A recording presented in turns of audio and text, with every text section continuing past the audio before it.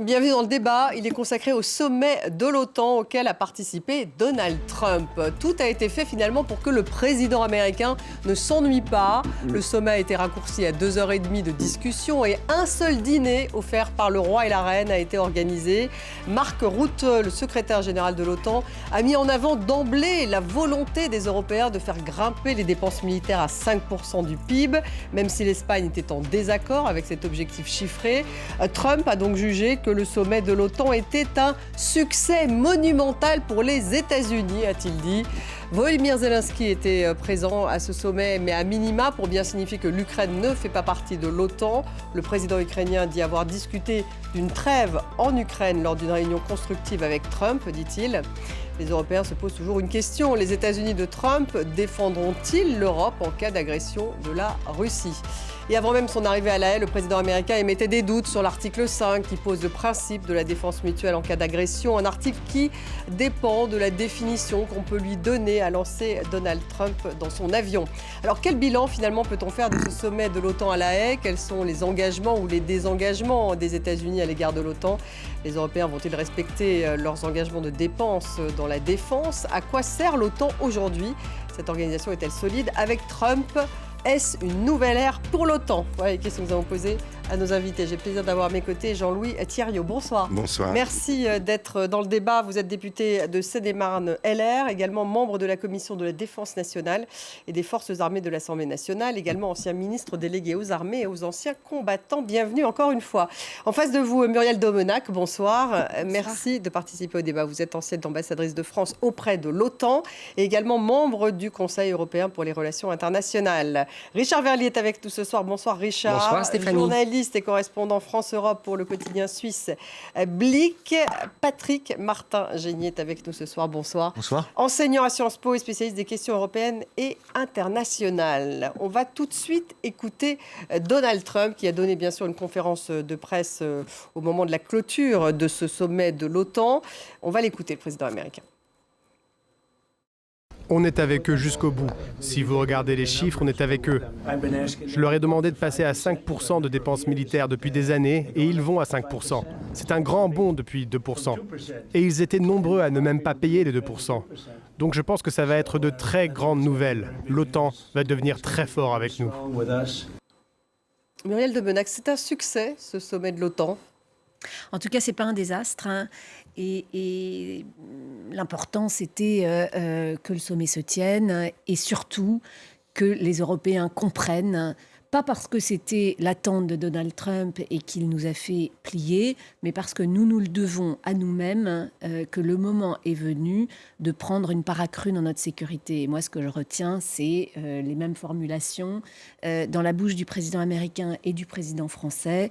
L'Europe doit prendre davantage de responsabilités dans sa sécurité. Donc c'est ça le message. C'est un succès pour l'Amérique, mais aussi pour les Européens, vous diriez ? Oui, parce que les uns et les autres défendent leurs intérêts. Vous savez, la diplomatie, c'est ça, hein, c'est pas un jeu à somme nulle. Donc, les Américains, depuis un moment, attendaient un partage du fardeau. En particulier Trump. Hein, exactement. Et il y a évidemment un changement d'air, comme vous le dites. C'est-à-dire qu'avec ce président américain, une garantie de sécurité, l'article 5 plus incertaine, et une menace russe installée dans la durée, les Européens doivent prendre les moyens de leur défense pour dissuader une nouvelle agression. Jean-Louis Thiriot, pour vous, c'est un succès, ce sommet ? C'est un succès global pour la sécurité de notre continent.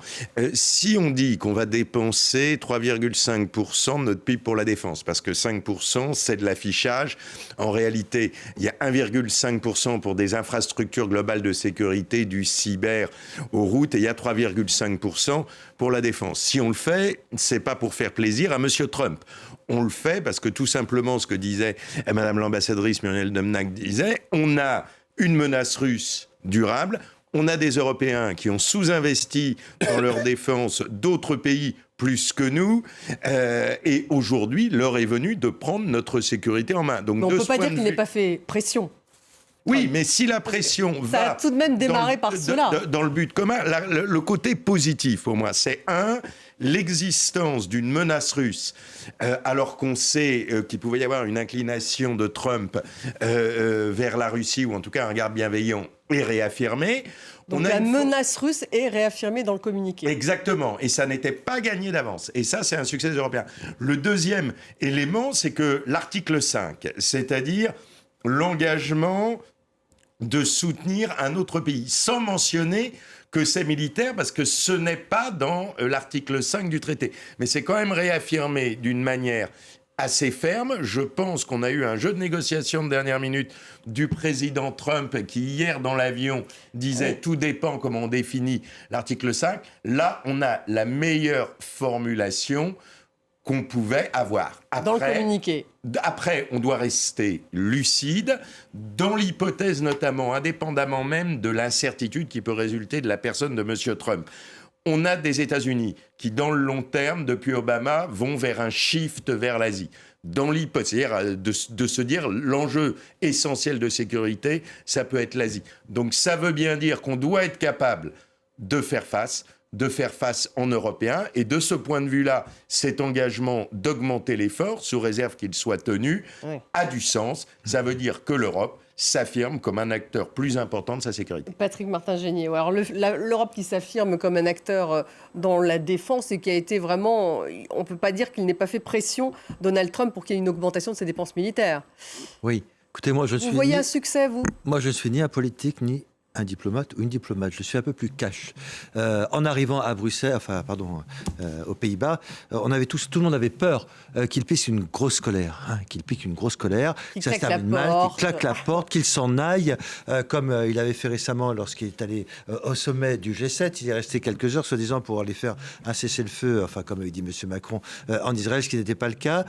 Donc non, oui, moi je ne conteste pas le fait qu'il y ait des menaces, je ne conteste pas le fait, effectivement, qu'il faille renforcer notre défense, mais enfin, ce communiqué a été fait également sous la pression des États-Unis, même si les diplomates sont talentueux naturellement pour négocier, pour écrire les choses, mais oui, c'était fait pour accentuer cette pression. Je rappellerai une chose, c'est que dès le premier mandat de M. Trump, avant, il avait été question d'augmenter les défenses, et rappelez-vous ce programme, ce sommet de l'OTAN à Bruxelles, où effectivement, il avait demandé d'augmenter ses dépenses. C'est déjà le cas pour la Pologne, pour les pays baltes, qui ont conscience que la Russie représente une véritable menace, mais on voit que certains pays, manifestement, n'y parviendront pas de sitôt. Même Keir Starmer, le bon élève britannique des États-Unis, a dit « Moi, je n'y arriverai pas avant 2026, 27, 28, et même, il va y avoir une clause de revoyure. » Je ne sais pas si vous avez lu dans le communiqué. 2029. Il y a une clause de revoyure en 2029, ce qui montre bien que le résultat est incertain, même si la volonté est là. On va revenir d'ailleurs sur ce résultat. Richard Verlier, intéressant tout de même de voir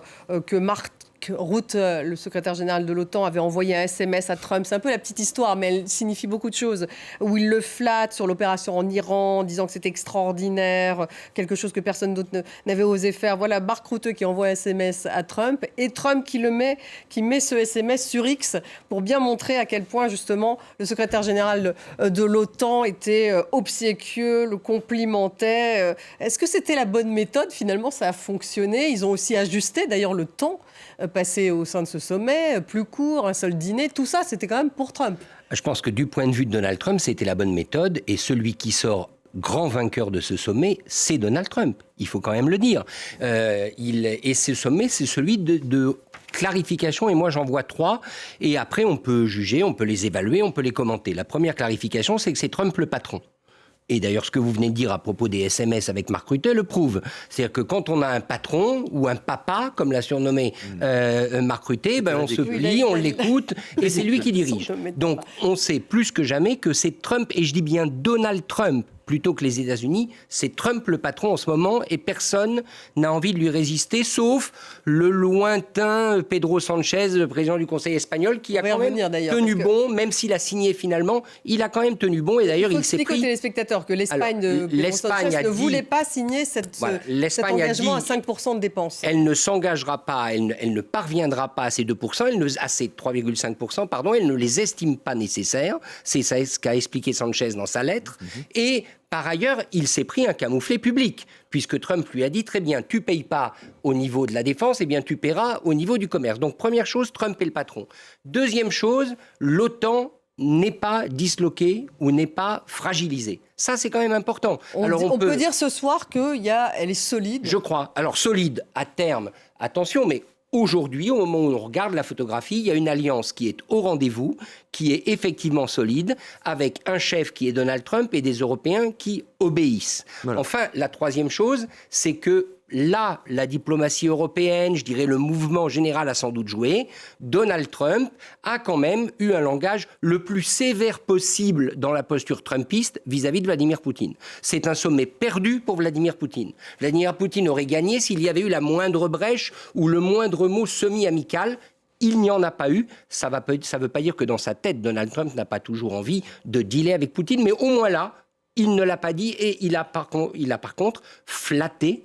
Et il a dit qu'il avait eu de très bons et longs moments avec Zelensky. Avec Trump, on prend les choses quand elles sont là. Oui, parce qu'il a vu les Zelensky pendant une petite heure, me semble-t-il, Jean-Louis Thiriot. Alors, un mot d'abord sur l'Espagne. Donc, l'Espagne, au final, elle avait dit qu'elle ne souhaitait pas s'engager sur les 5% du PIB. Et quoi, il y a eu un rétropédalage ?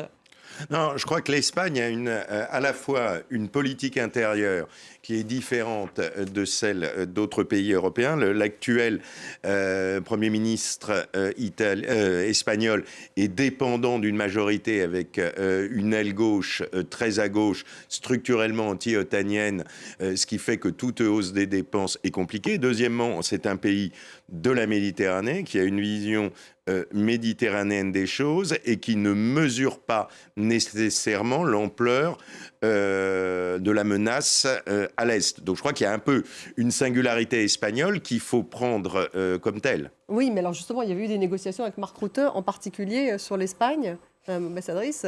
On va écouter, d'ailleurs, juste je vais vous faire réagir, on va écouter ce qu'on a dit Donald Trump, justement, vous le mentionniez il y a un petit instant. Je vais négocier directement avec l'Espagne, je vais le faire moi-même. Ils vont payer plus d'argent de cette façon. Vous devriez leur dire de revenir en arrière et de payer. Vous êtes journaliste? Vous devriez leur dire d'y retourner et de payer. Ils devraient rejoindre tous les pays qui payent 5%. L'Espagne sera à peu près le seul pays à ne pas le faire. Ils étaient les plus hostiles à cette idée, cela n'a aucun sens pour moi. Ouais, Domenech, ils ont rétropédalé à la fin ou pas alors? Comment ça s'est terminé? Déjà, il y a eu une négociation, c'est un peu bizarre de se dire qu'un seul pays va négocier pour justement ne pas s'engager à augmenter les dépenses. Oui, en réalité, techniquement, l'Espagne n'a pas de ce qu'on appelle opting out. Il n'y a rien dans le communiqué qui le spécifie. Alors, moi, je le dis comme observatrice et pas du tout comme négociatrice. Ils ne disent pas dans le communiqué que l'Espagne n'a pas à s'engager. Voilà. Mais ce qu'il faut avoir à l'esprit, c'est que l'OTAN n'est pas une organisation supranationale. L'OTAN, c'est une organisation intergouvernementale. Elle n'a pas d'autorité en matière de régulation. C'est pas juridiquement contraignant en réalité un communiqué de l'OTAN. Vous voyez, c'est même pas les engagements qu'on prend à l'Union européenne auprès des partenaires, mais aussi sous la supervision de la Commission, qui elle est une autorité supranationale parce qu'on la lui a déléguée. Donc juridiquement, il n'y a pas d'opting out, mais deux, l'Espagne est un pays souverain et Donald Trump ne va pas signer les chèques pour l'Espagne. Donc l'Espagne fera ce qui lui apparaît utile et nécessaire. On a tous entendu les propos de Trump qui menace de rétorsion envers l'Espagne. On sait que l'Union européenne est un bloc en matière commerciale. Ce qui est important, c'est que les Européens vont réarmer et honnêtement, c'est notre intérêt, nous Français, non seulement que notre société comprenne pourquoi il faut réarmer, moindre protection américaine et une menace russe durable, et c'est notre intérêt aussi que nos partenaires européens réarment dans ce contexte. Et donc, si vous voulez, que Trump proclame victoire, très bien. Les Européens ne réarment pas parce qu'ils le doivent à Trump. si Trump le pense, très bien pour lui, nous le devons à nous-mêmes. Et c'est ça qui est important. C'est pas un cadeau qu'on fait. En fait, il y a une sorte de réveil européen. Mais bien sûr, il y a Est-ce une que c'était sorte... confortable d'avoir le parapluie américain? Oui, alors vous savez que la France a toujours fait le pari, non pas parce qu'on le souhaitait, mais parce que c'est le produit de notre histoire et de notre géographie, qu'on ne peut pas s'en remettre à un autre que nous pour la défense de nos intérêts vitaux. C'est la raison pour laquelle on a, sous l'autorité du général de Gaulle, mais déjà à la fin de la 4e République, développé une dissuasion nucléaire indépendante. Et le pari français, on ne le dit pas trop fort parce que ça ne sert à rien, mais il s'avère aujourd'hui pertinent et c'est tout le sens de l'intérêt que suscite notre dissuasion. Donc nous, notre intérêt, c'est que les Européens réarment. Et encore une fois, c'est pas parce que Trump obtient satisfaction qu'on perd. Au contraire, la diplomatie, c'est pas un jeu à somme nulle. Moi, je voudrais rajouter deux choses là-dessus. La première, c'est que on avait eu, je crois, en 2014, la décision à l'époque de monter à 2% du PIB, vous avez consacré à la défense et vous avez encore 9 pays européens qui sont sous les 2%. Donc il n'y a vraiment rien de contraignant et par conséquent, effectivement, je crois qu'il ne faut pas attendre de miracle côté espagnol. L'élément important dans cette volonté de l'Europe qu'il faut saluer, c'est le principe de réalité qui nous l'a amené dans cette volonté de réarmer, c'est que nous ne devons pas aussi, pour essayer de garantir le parapluie américain, acheter de l'armement américain. J'allais y venir. Oui. C'est un enjeu majeur. Nous avons une industrie de défense européenne, et je dis bien européenne, pas seulement française. Et le combat aujourd'hui à mener, c'est de dire ce qui est acheté par les Européens doit le plus largement possible être acheté à des industries européennes, et ce qui est payé par le contribuable européen, et ce sont les programmes de coopération européens, doivent très largement, et en tant qu'autorité de conception. Mais ça, c'est un objectif, ça n'est pas de composants. Oui, mais ça n'est pas la réalité. Non, ça n'est pas la réalité. Les Allemands achètent américains, les Polonais. Ça n'est pas la réalité aujourd'hui, mais c'est ça la bataille politique à mener dans les années qui viennent. C'est la position française constamment réaffirmée avec un succès à relativiser. Mais quand on se bat sur des programmes de coopération EDIP ou SAFE pour avoir une part majoritaire de composants européens, et quand on se bat pour avoir une autorité de design européen, ce qui pour une part a été un succès, sur le programme EDIP, on nous dit que sur les produits complexes, l'autorité de design, c'est-à-dire de conception, doit être européenne. Oui, c'est une bataille, elle n'est pas gagnée, mais il faut la mener tous les jours, parce qu'avoir une production européenne, c'est si on avait un problème avec le shift, notamment des États-Unis vers l'Asie, on sache qu'on ait nos produits en Europe qui permettent de résister. Elle n'est pas gagnée. On va écouter Emmanuel Macron d'ailleurs, qui rejoint exactement ce que vous venez de dire. Tout ça, on le fait. Quand même le rappeler et remettre les choses au milieu de la discussion, parce qu'il y a la menace russe. Nous souhaitons que, en effet, la guerre d'agression russe en Ukraine demeure une préoccupation, la préoccupation principale des Européens. Elle est celle qui justifie ce réarmement dans la durée, parce qu'il y a cette menace qui perdurera. On a besoin des États-Unis pour obtenir un cessez-le-feu, par une capacité de dissuasion, en utilisant aussi la crédibilité des derniers jours liée au théâtre iranien. Et puis ensuite, parce que nous prenons notre part, en Européens. Patrick Martin-Genier, les Européens donc devraient acheter européen, mais on n'y est pas. Et c'est vrai que c'est aussi une volonté d'Emmanuel Macron de développer les achats européens, mais les Allemands ne sont pas forcément sur cette ligne, les Polonais, et puis il y en a d'autres, l'Espagne d'ailleurs. Oui, bien sûr, en fait, ce sera... Est-ce qu'il n'y a pas une pression américaine finalement qui peut même se renforcer avec Donald Trump qui fait un deal, il dit effectivement vous allez augmenter à 5%, mais vous allez acheter notre matériel, c'est quand même ce qu'ils font. Oui, alors on pourrait dire que c'est gagnant-gagnant, dans ce sens où effectivement on va réarmer pour notre propre sécurité, mais vous savez, Donald Trump, partout où il passe, c'est un businessman. Il veut conclure des contrats, il veut quelque chose qui soit à son avantage. Je lui ai même entendu dire qu'avec l'Iran, finalement, les choses allaient mieux et qu'il allait pouvoir faire du business. Bon, voilà, on en est là avec Donald Trump. Et bien évidemment que c'est tout à fait louable, nos responsables politiques, de vouloir renforcer la défense européenne, mais vous l'avez raison, la Pologne, l'Allemagne, les Pays-Bas, tout le monde achète des F-16 américains. Les Dassault, nous avons une entreprise nationale très performante, mais nous vendons rendons-nous plutôt en Inde ou en Arabie Saoudite ou ailleurs,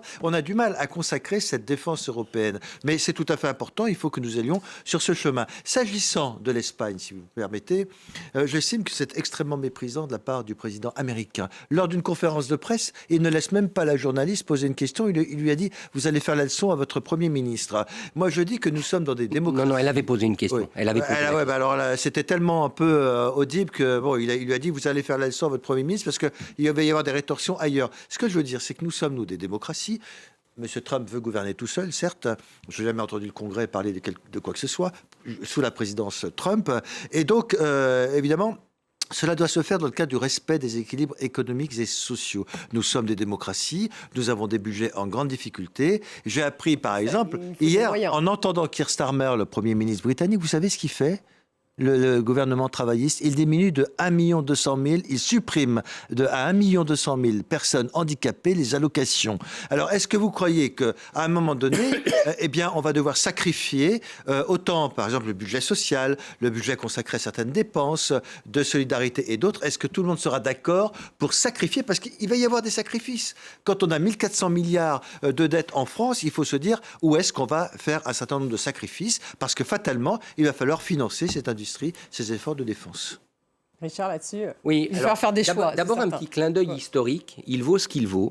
Mais je reviens à l'Espagne. Vous savez, c'est quand même intéressant, la posture du Premier ministre espagnol, parce que le président américain vénéré par Donald Trump, c'est William McKinley, et c'est lui qui déclara en 1898 la guerre hispano-américaine. Je trouve ça assez drôle que d'une certaine manière, la résistance vienne de l'Espagne aujourd'hui, même si on sait bien que cette résistance, elle ne sera pas militaire, mais elle sera budgétaire. Alors, sur le fond, d'abord, il faut reconnaître qu'il y a des équipements, et les frappes récentes des États-Unis et d'Israël sur l'Iran viennent le montrer, il y a des équipements que les Américains sont les seuls à avoir aujourd'hui.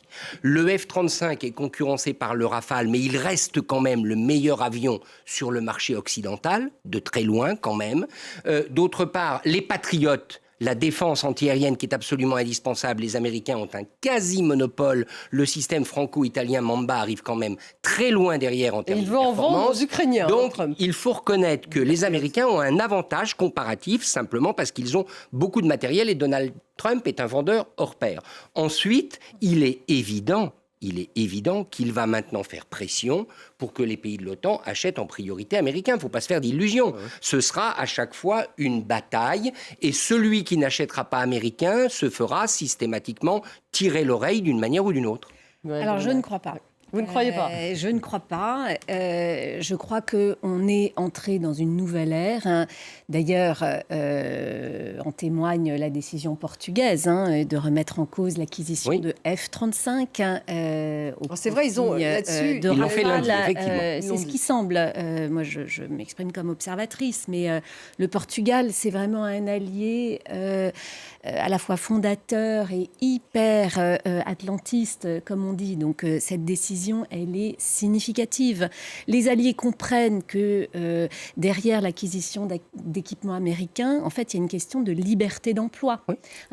C'est-à-dire, si vous voulez être en mesure de soutenir l'Ukraine, vous ne pouvez pas le faire avec des moyens pour lesquels il faut finalement un accord américain. D'autre part, les États-Unis ont un marché de l'armement qui est extrêmement restrictif, qui n'est pas du tout ouvert aux Européens. Donc, ils ne sont pas en situation, si vous voulez, de demander, d'exiger, d'imposer. On n'est pas dans le donnant-donnant, on n'est pas dans le fait actuel. Donc, moi, je ne crois pas qu'on aille vers davantage d'acquisitions américaines. La dernière et raison majeure en est la limitation de la capacité de production industrielle des États-Unis. Mais en Europe, vous savez, quand les alliés dans le communiqué s'engagent à augmenter leur production industrielle, ça vaut aussi pour les États-Unis. Et c'est d'ailleurs ce qu'a dit le secrétaire général de l'OTAN. Le problème des Américains face à la Chine, c'est leur capacité de production industrielle. Souvenez-vous d'AUKUS. Je ne veux pas faire de la mauvaise joie, comme on dit, mais on sait aujourd'hui que les Australiens n'auront pas leurs sous-marins du fait de la saturation. Vous vous souvenez AUKUS, oui, le coup de Trafalgar. C'est l'acquisition de sous-marins français. Oui, alors c'est pour ça que je dis, on ne va pas faire de joie mauvaise. Il La réalité, c'est que les Américains, en fait, n'ont pas la capacité industrielle de produire. Donc, pour toutes ces raisons, et encore une fois, je vous renvoie au communiqué d'aujourd'hui, il est question de coopération entre les industries de défense. Il n'est pas question d'acheter américain. Donc, on a suffisamment de problèmes. Ne nous inventons pas celui Vous avez écouté la conférence de presse de oukase. Donald Trump comme moi. Il n'a pas arrêté de dire, dans la partie consacrée aux achats d'armes, acheter américain. Ouais. Il Alors, l'a dit j'ai textuellement. entendu Donald Trump faire la publicité des armements américains, pardon, mais je l'ai entendu aussi dire, comme le président français d'ailleurs, les Européens doivent prendre davantage de responsabilités dans leur sécurité, comme le disait Monsieur Thiriot. Ça veut dire qu'on le fait à nos conditions. Et encore une fois, les Américains n'ont pas la capacité industrielle. Il va falloir être ferme quand même. Mais il faut que nous, on monte notre capacité de L'élément production. très important, c'est d'éviter ce qui est un vrai piège intellectuel et pratique. Le piège intellectuel, c'est qu'on parle de BITD transatlantique, d'industrie de défense transatlantique. Et derrière ça, ça veut dire l'industrie européenne de l'armement qui deviendrait sous-traitante de l'industrie américaine. Certains industriels, je pense allemands notamment, trouvent très bien de produire des patriotes sous licence américaine parce que c'est plus rentable et vous avez une partie des recherches et développements que vous n'avez pas à faire puisque ça a été fait aux États-Unis. Donc on a un véritable devoir de vigilance là-dessus, de ne pas avoir dans l'industrie européenne ou le moins possible des chevaux de Troie de l'industrie américaine. Mais comment vous allez convaincre les Allemands de ne plus le faire? En plus, eux, ils vont dépenser énormément pour... Oui, mais ça veut pas dire aussi que nous, Français, il va bien falloir qu'on s'y résolve. Parce qu'à un moment, la vraie réalité, ça va quand même être la réalité des chiffres. Et comme le disait Muriel Domnac très justement, ça n'est pas contraignant. Donc aujourd'hui, la dette française, elle est toujours là. Donc il va falloir se poser les bonnes questions. Vous savez, moi, je crois qu'il y a quelque chose qu'il faut quand même entendre, qui est un phénomène totalement nouveau. La dissuasion nucléaire française, jusqu'à ces dernières semaines ou ces derniers mois, n'intéressait personne et était considérée comme la bombinette. Aujourd'hui, vous entendez les Allemands, les Polonais, même les Hollandais, qui sont tous très atlantistes, examiner la contribution qu'elle peut apporter à la sécurité de l'Europe. Et je suis absolument convaincu que la France a une carte à jouer en utilisant ce plus, que nous sommes les seuls à détenir. Ça veut dire utiliser le parapluie nucléaire? Non, ça veut pas dire parapluie nucléaire, mais ça veut dire être beaucoup plus précis sur ce que la dimension européenne de nos intérêts vitaux Justement, mais monsieur le député, j'espère que vous aurez un débat à l'Assemblée nationale là-dessus, parce que ça peut être de la compétence du chef de l'État, chef des armées. Il me semble tout à fait important que la représentation nationale soit saisie pour qu'on parle de cette stratégie. Mais en tout cas, c'est une question qui mérite d'être posée. La France a un outil important et qui, je crois, dans les débats que nous avons avec nos alliés allemands, qui sont à la fois nos alliés et nos compétiteurs, bien sûr. La France a une voix singulière à jouer. La France a une voix singulière à porter pour plus d'Europe. Et c'est vraiment le point sur lequel il faut que la France soit très prudente, c'est qu'on a une fâcheuse manie de confondre base industrielle de défense européenne et base industrielle de défense française. Bien sûr qu'en tant que hommes politiques français, nous défendons notre industrie française, mais n'oublions pas que l'enjeu numéro 1, c'est d'avoir une industrie où l'Europe est clé. Donc vous défendez l'industrie européenne, c'est-à-dire vous pensez que la défense européenne, ça peut exister? Je n'emploie pas jamais le terme de défense européenne. J'emploie le terme de défense de l'Europe par les Européens, et cette défense de l'Europe par les Européens a un pilier essentiel qui est le pilier européen de l'Alliance. Ce qu'il faut en fait faire, c'est arriver à européaniser de plus en plus l'OTAN, en tout cas à remplacer progressivement un certain nombre de capacités que nous n'avons pas et où nous dépendons des Américains. Les satellites, une partie de la défense solaire, les centres commandement, C4, le transport stratégique, qui doit progressivement être des matériels européens armés par des Européens. Et c'est pour ça que l'échéance 2035 est une échéance de moyen long terme qui a son sens. Il faut qu'on aille plus vite, mais on ne le fera pas demain. Mais oui, l'Europe a un rôle à jouer, mais non, je n'emploie pas le terme de défense européenne parce que je ne sais pas ce que ça veut dire. Pour qu'il y ait une défense européenne, il faut qu'il y ait une autorité politique européenne. Aujourd'hui, elle n'existe pas. Je rappelle que tous les traités européens... commissaire à l'industrie militaire à la Commission européenne. Tous les traités européens rappellent que la défense, c'est la compétence des États.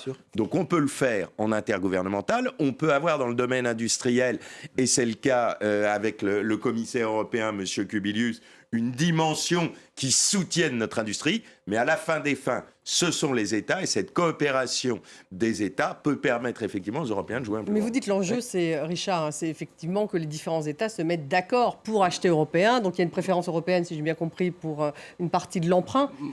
Mais ça reste une partie de l'emprunt, et il faut que cette volonté politique soit supérieure à parfois un profit, à parfois une transaction commerciale qui sera peut-être plus avantageuse. Alors moi, je trouve très exaltante la présentation que vous venez de faire des défis pour les membres européens de l'Alliance, qui, rappelons-le, sont 30 sur 32. Les deux autres, c'est les États-Unis et le Canada. Mais ça ne correspond absolument pas au sommet que j'ai suivi aujourd'hui. Le sommet que j'ai suivi aujourd'hui, et je l'ai suivi de ce matin jusqu'à la fin, aux dernières conférences de presse avant de venir ici, c'est le sommet le plus américain que j'ai connu depuis 15 ans. Il était complètement dominé par la pensée américaine. Monsieur Rutte, le secrétaire général, était complètement, on va dire, à genoux, entre guillemets, devant Donald Trump. Alors je sais que des documents peuvent sortir des éléments nouveaux, mais quand même, ouvrons les yeux, ce n'est pas un sommet qui se caractérise par la victoire de la France et d'Emmanuel Macron. C'est un sommet qui est écrasé par la présence et le bon vouloir de Donald Trump, ce qui ne veut pas dire qu'ensuite les Européens ne pourront pas tirer leur épingle du jeu. Vous avez employé, à mon avis, le bon terme. Ensuite, il y avait un temps. Aujourd'hui, on était le temps. C'est ce que vous disiez, Muriel Domnac. On a évité la catastrophe. On a une alliance qui donne les apparences de la stabilité et de la résistance. C'est maintenant que tout commence. Je dirais, on aurait pu avoir une catastrophe. Aujourd'hui, tout commence largement. Vous êtes d'accord? Donc, alors justement, il faut une volonté politique maintenant pour consolider ce pôle européen au sein de l'OTAN. Mais aujourd'hui, on peut dire en tout cas que l'OTAN sert à quelque chose. Oui, en tout cas, l'OTAN reste... Emmanuel Macron parlait de la mort cérébrale de l'OTAN. Ensuite, on s'est retrouvé avec un président américain qui vraiment a voulu se désengager totalement de l'OTAN. L'OTAN sert à quelque chose aujourd'hui. Bien sûr, l'OTAN, c'est un cadre d'interopérabilité pour nos armées. C'est un forum de discussion. Il faut y être. Maintenant, regardez au lendemain du sommet de l'OTAN ce qui se passera au Conseil européen sur le comment du réarmement, justement, quelle marge, comment mobiliser l'épargne privée. Est-ce qu'on peut émettre des eurobonds, donc de l'endettement commun, finalement, sur la défense, comme on l'a fait sur le Covid? Pour moi, ce qui est important, et moi je parle à la fois en praticienne, en spectatrice bien sûr, mais en réaliste, c'est qu'on réarme, encore une fois, parce qu'on se le doit à nous-mêmes. Si le président américain proclame victoire, eh bien, tant mieux. On n'est pas sauf dans s'il un impose jeu, ensuite des achats de matériel américain en faisant pression. Honnêtement, je crois qu'encore une fois, on a suffisamment de problèmes pour s'inventer celui-là. Moi, j'ai négocié le sommet. C'est-à-dire que je lis les textes et je suis les enjeux. J'ai négocié la déclaration de Washington l'année dernière. C'était une négociation au cours de laquelle nous avons eu un conflit très dur, et avec l'administration Biden, qui souhaitait faire adopter le terme de base industrielle et technologique de défense transatlantique. Alors pourquoi ce terme était dangereux? Pour le coup, d'où le point de Monsieur le ministre Jean-Louis Thiriot, c'est que la base industrielle et technologique de défense transatlantique, c'est une machine de guerre contre l'industrie européenne et contre le concept soutenu par la Commission européenne de base industrielle et technologique de défense européenne. cette année, il n'en a même pas été question sérieusement. Et d'ailleurs, la diplomatie française, j'en suis sûre, y aurait fait obstacle extrêmement utilement. Donc, si vous voulez, le paradoxe, et c'est ça le changement d'air aussi, c'est qu'avec cette administration Trump, je ne dis pas du tout que Trump est une bonne nouvelle pour les Européens, mais il y a un point sur lequel il faut regarder les choses là où elles sont positives, c'est qu'avec Trump, les Européens ont compris. Oui. C'est-à-dire la faiblesse n'est plus un argument pour garantir la tutelle américaine en matière de sécurité. Aujourd'hui, ils doivent être des partenaires forts s'ils veulent se faire respecter. Donc ça veut dire des moyens, ça veut dire une volonté politique. Entre-temps, il y a eu la guerre en Ukraine il y a 3 ans. Évidemment, la guerre revient en plein cœur de l'Europe. Mais je veux dire, c'est un défi pour l'Europe. Si l'Europe ne met pas les moyens dans la défense, le Fonds européen de défense, il est doté de 8 ou 9 milliards d'euros. C'est ridicule. Mais ça rien. Et donc, à partir de ce moment, non mais c'est d'accord, c'est un progrès, mais si on parle, vous refusez de parler de défense européenne, certes, mais il faut parler de coopération industrielle européenne. Il faut donc renforcer notre base. Vous avez raison de citer un certain nombre de programmes qui ont le mérite d'exister, mais il faut multiplier, décupler encore le Fonds européen de défense, afin que les projets communs, par exemple entre la France, l'Allemagne et l'Espagne, puissent voir le jour. Ce sera ça la véritable concurrence européenne. Non mais la vérité, c'est qu'à la fin des fins, ça sera le budget des États.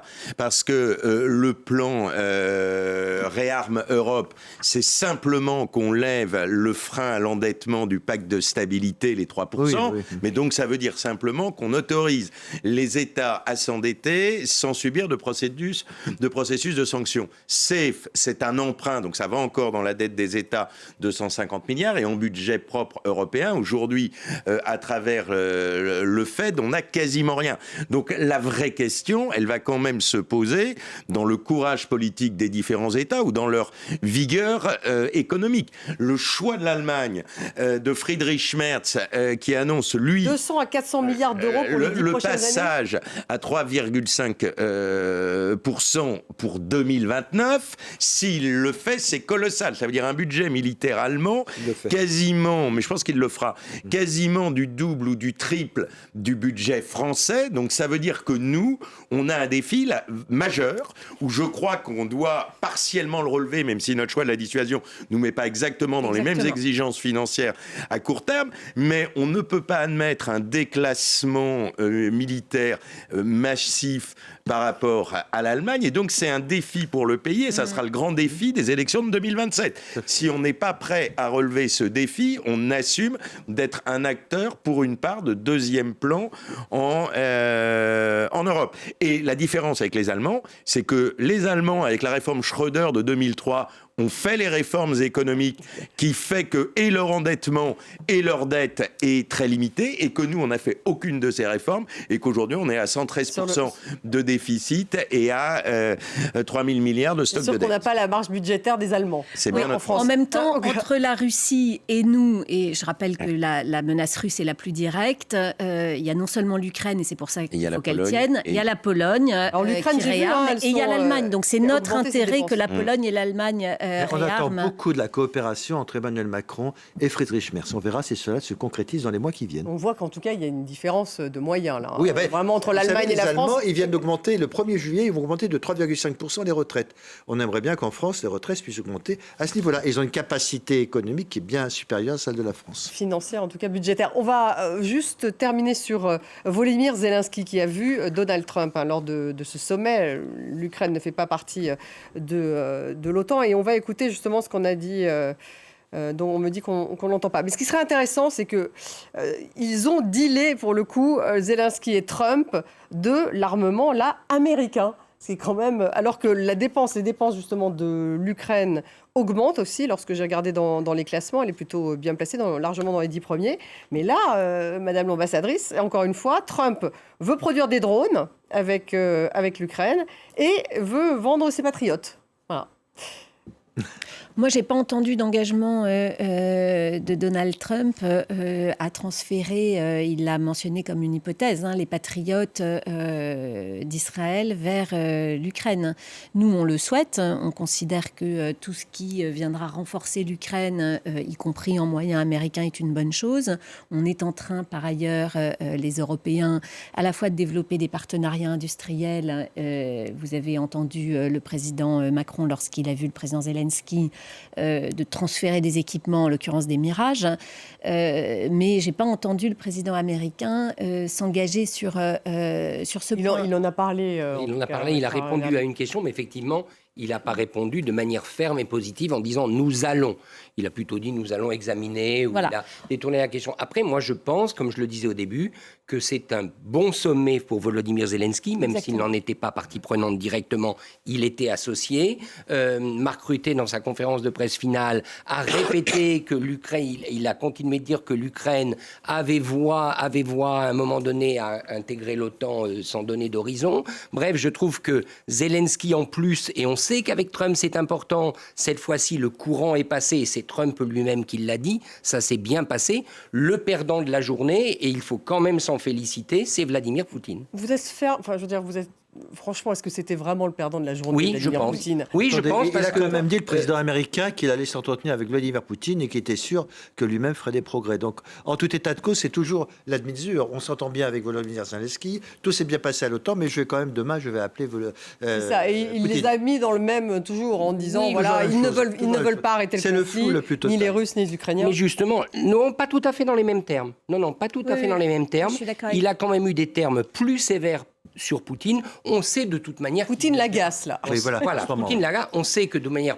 Trump ne dira jamais que Poutine est un adversaire. Lui ne dira jamais Poutine est une menace. Dans sa bouche, on ne l'entendra pas. Mais par contre, je veux dire, cette cohésion européenne sous tutelle américaine est plutôt une bonne nouvelle pour l'Ukraine. Et dans le communiqué apparaît donc le mot de menace lorsqu'il s'agit de la Russie. Ça, c'est intéressant de C'est ce qu'on voit. La Russie est bien qualifiée comme une menace et ces termes engagent politiquement le président des États-Unis comme l'ensemble des alliés. Ça, c'est vraiment une victoire des Européens. Ce qui est une victoire des Européens qui ont beaucoup insisté auprès de Mark Rutte, le secrétaire général de l'OTAN, c'est la présence de Zelensky, qui s'est entretenu évidemment avec les uns et les autres. Alors, il était associé, comme disait Richard, on l'a pas... Oui, mais ils ont vraiment fait très attention. Oui, mais dans un sommet dont la seule session formelle entre alliés, on peut le comprendre, ne dure que 2 heures et dont la partie informelle dure en fait plus longtemps, c'était essentiel que Volodymyr Zelensky soit là. C'était essentiel qu'il voit les principaux dirigeants européens. C'était essentiel qu'ils voient le président Trump. Et en fait, la petite musique qui est en train de monter et que les Européens font assez habilement monter auprès de Donald Trump, c'est que Vladimir Poutine se moque de lui.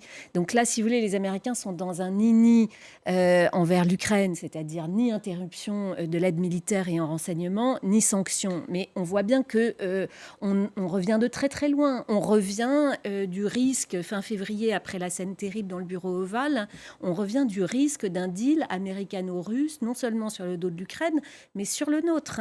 Et donc, il faut voir que tant que l'Ukraine tient et que les Européens parviennent petit à petit, comme des bons petits saumons qui remontent le courant, à faire comprendre au président américain que le président russe se moque de lui, mais je trouve qu'on progresse. J'ai bien conscience du prix que payent les Ukrainiens.